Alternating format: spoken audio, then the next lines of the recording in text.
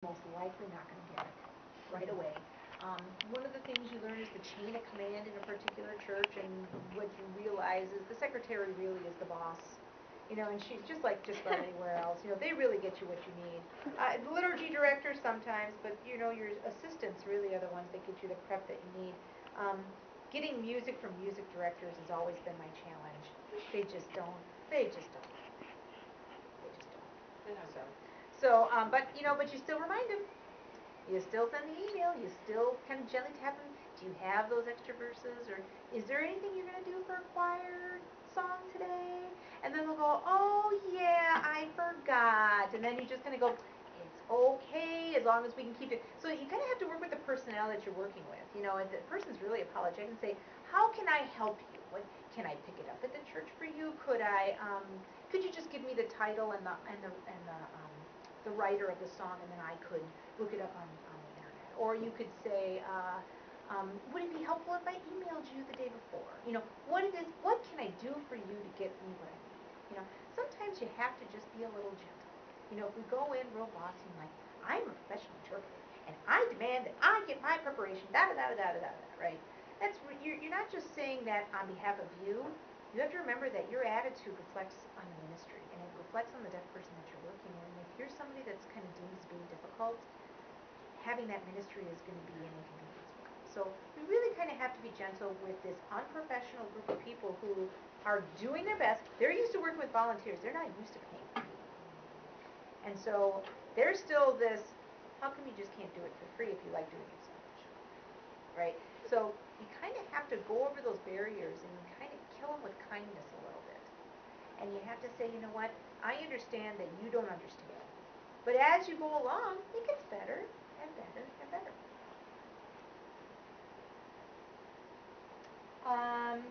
Addressing people by their proper name is kind of important. It was kind of a hard lesson I learned early in my Catholic interpreting days. You just can't call Father Dave Dave. Oh. Sister Rita, hey Rita, how's it going? You just can't do that.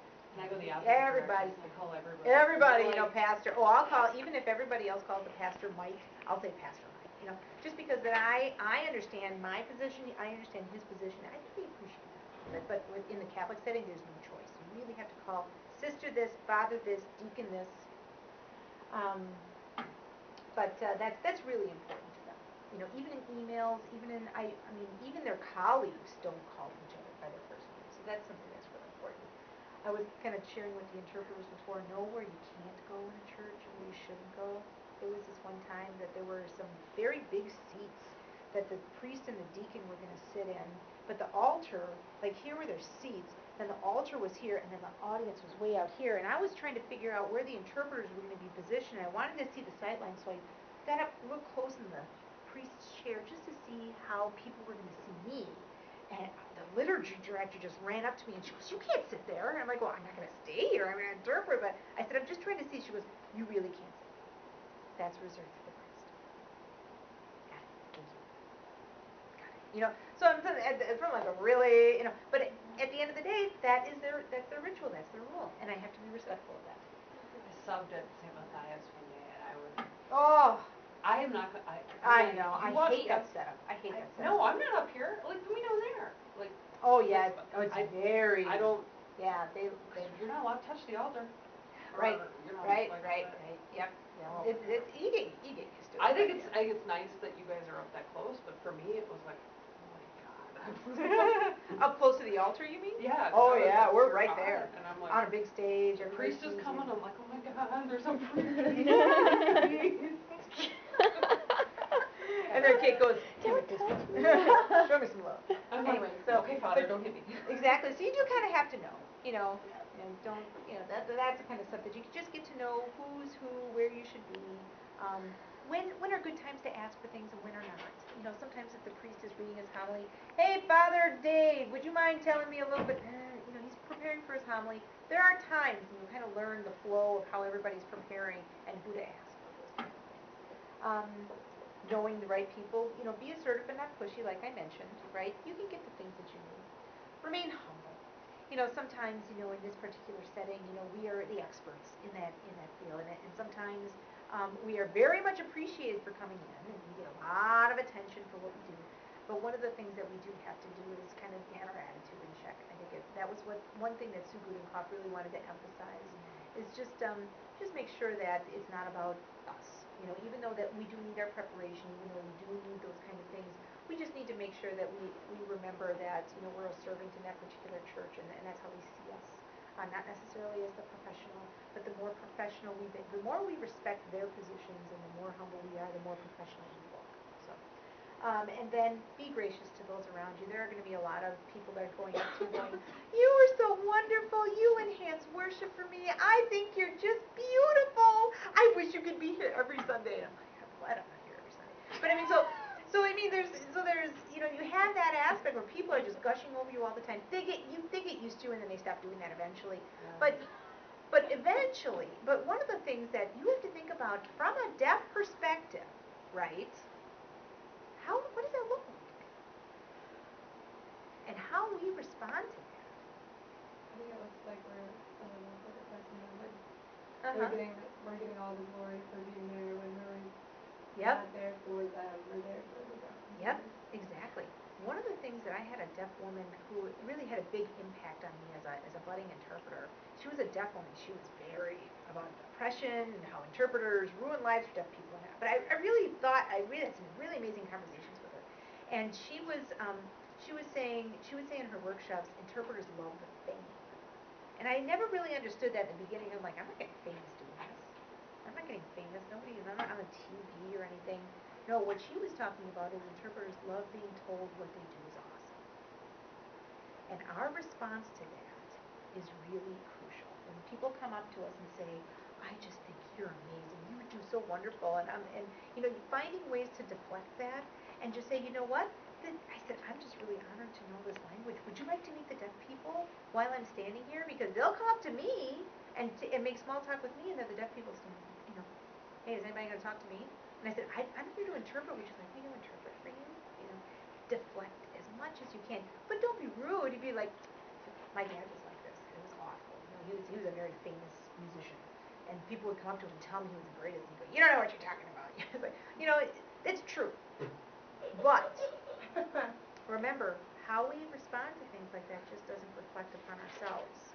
It's not about me. I'm actually reflecting and putting something out in the ministry. So how we can kind of facilitate those people that want to talk to me back to those deaf people and to build those relationships is really I interpreted.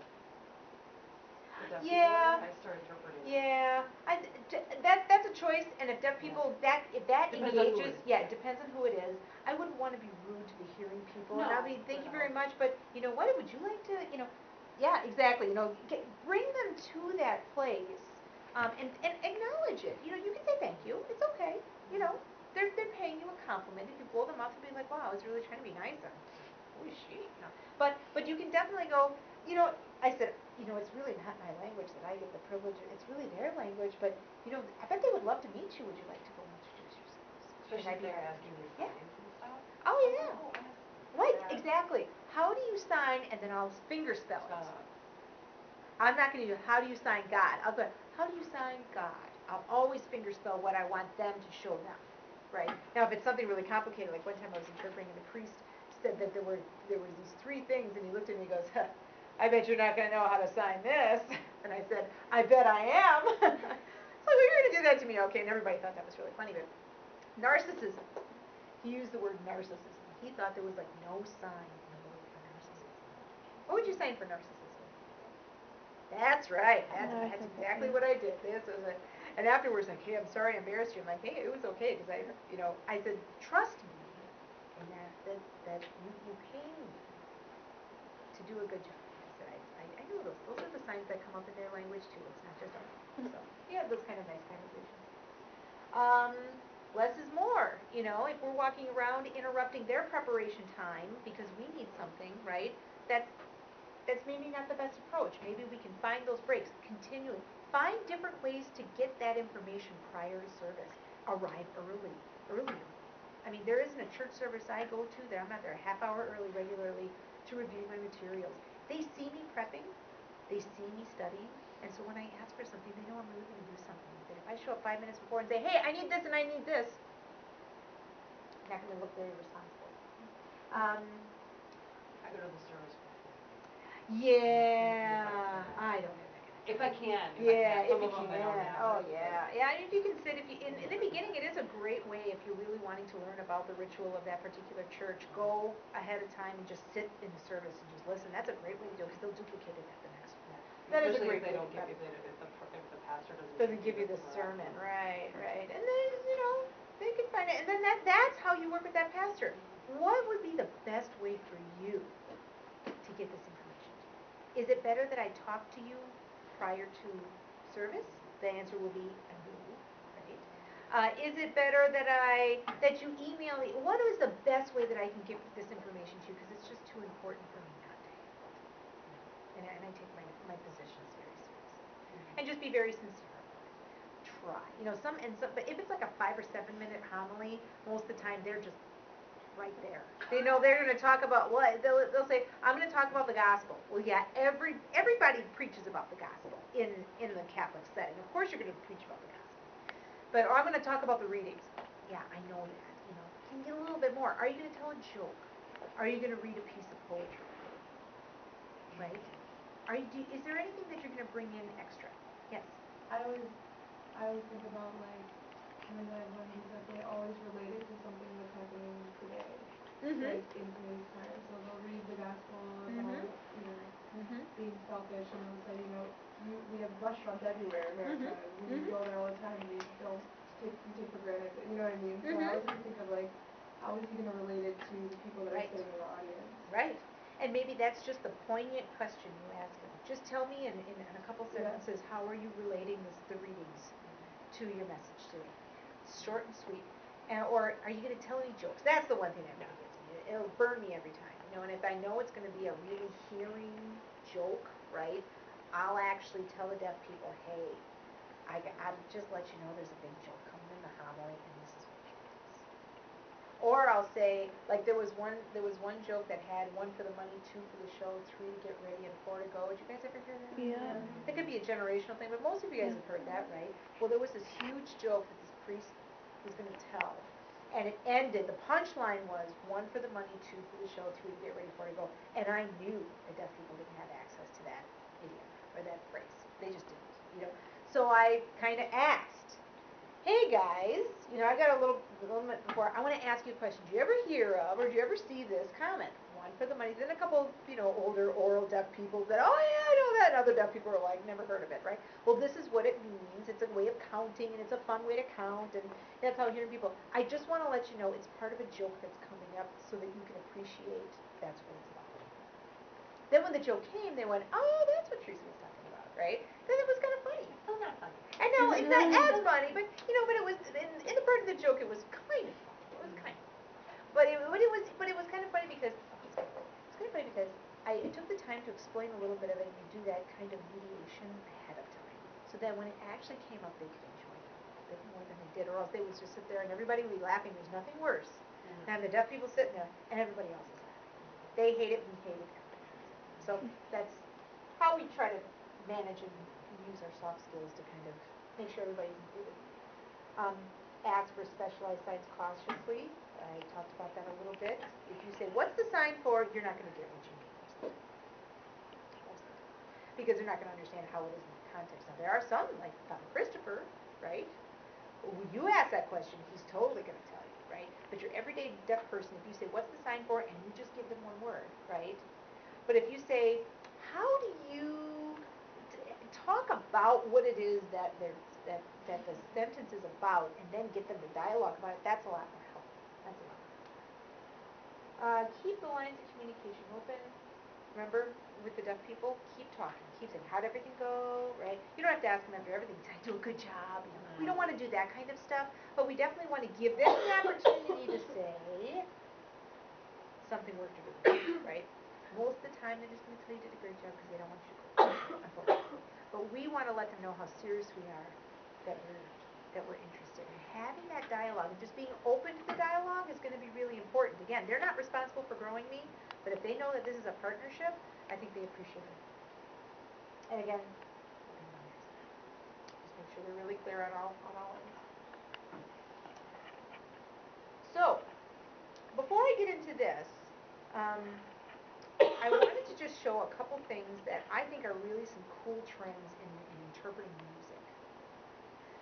Music is something that we struggle with as hearing interpreters. It's not the easiest thing to do.